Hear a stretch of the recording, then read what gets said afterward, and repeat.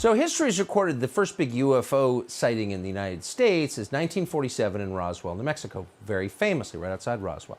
But actually, there was, in some sense, a bigger and more significant event sighting 2 years before, also in New Mexico, at exactly the moment the U.S. government was detonating the first atomic weapon, shortly thereafter used in Japan. And witnesses on the ground saw some kind of object shaped like an avocado, they said, crash land. It was inspected by a lot of locals. There were beings inside, they said, and it was carted away by the U.S. government. Now, people don't want to be called crazy, so no one said too much about it for quite some years. But people within the U.S. government believe it's true, and they believe it so strongly that now, as of this week, the Defense Department's annual spending bill will require, as per Congress, the Pentagon to go back and investigate what really happened. Nick Pope is a former UK Ministry of Defense official who's followed this subject very closely. He joins us to assess. Nick, thanks so much for coming on. So this is a story that most, I think, Americans are not even aware of, but clearly people within the U.S. government believe it's real, or they wouldn't have attached this to a spending bill, correct? Correct, yes. This is being called the Roswell before Roswell. And you're right, people with some knowledge of these intelligence programs who've been briefing Congress about this made sure that this was put into the legislation.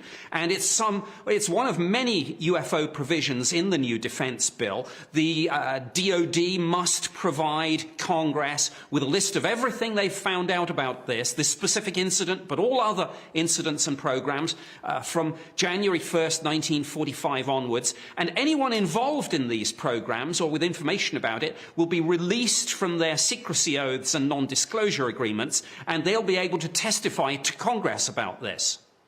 So here we have the nuclear connection again. This was around the first detonation in human history of a nuclear device. Subsequent to that, you've had UFO sightings at nuclear missile bases, around nuclear-powered aircraft carriers, nuclear-powered submarines.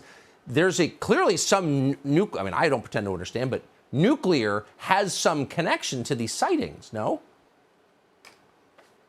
That seems to be the case. And again, Congress is demanding answers on this. We had the latest report from the Office of the Director of National Intelligence last week. That highlighted the fact that there were several hundred more sightings being investigated, military sightings, than we'd heard of before. Talked about unusual flight characteristics and performance parameters of this. And yeah, we must get to the bottom of this UFO and nuclear connection.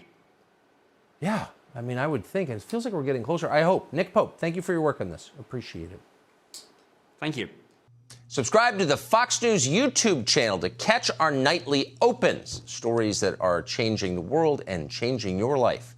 From Tucker Carlson tonight.